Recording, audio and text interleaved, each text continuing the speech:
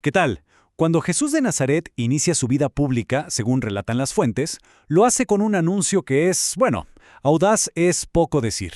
No llega para ofrecer una nueva filosofía o un simple código moral, no. Llega anunciando la llegada de algo inmensamente más grande. Pensemos un momento en lo que significa escuchar eso. No se trata de una promesa lejana, para un futuro incierto, sino de una realidad presente, aquí y ahora, cerca.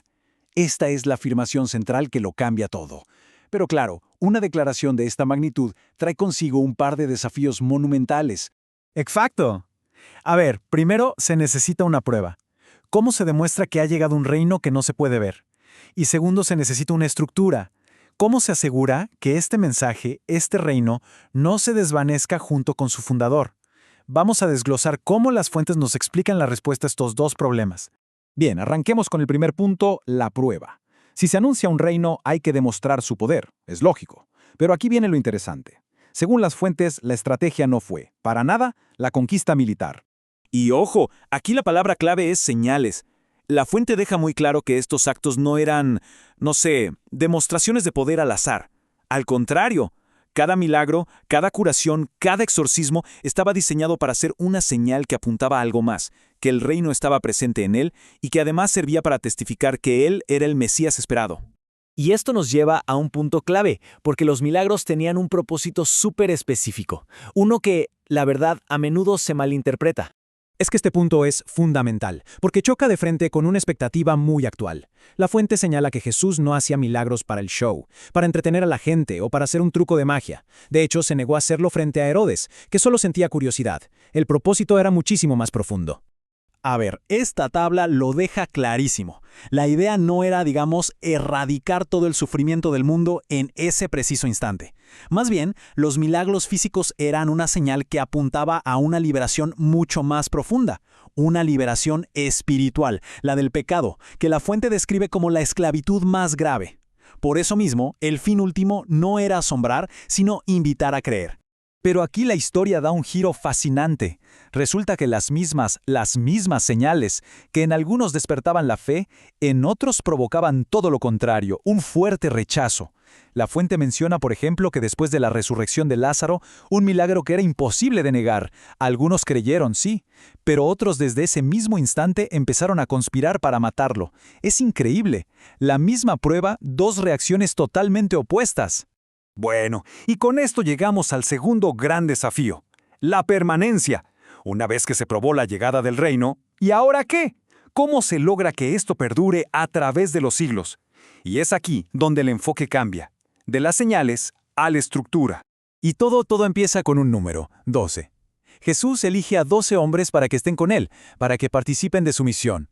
Y ojo, este grupo, los apóstoles, no era un club de amigos pasajero.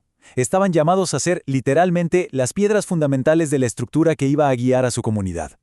Pero es que, incluso dentro de este grupo fundador, la fuente destaca que uno de ellos es elegido para un papel único, especial.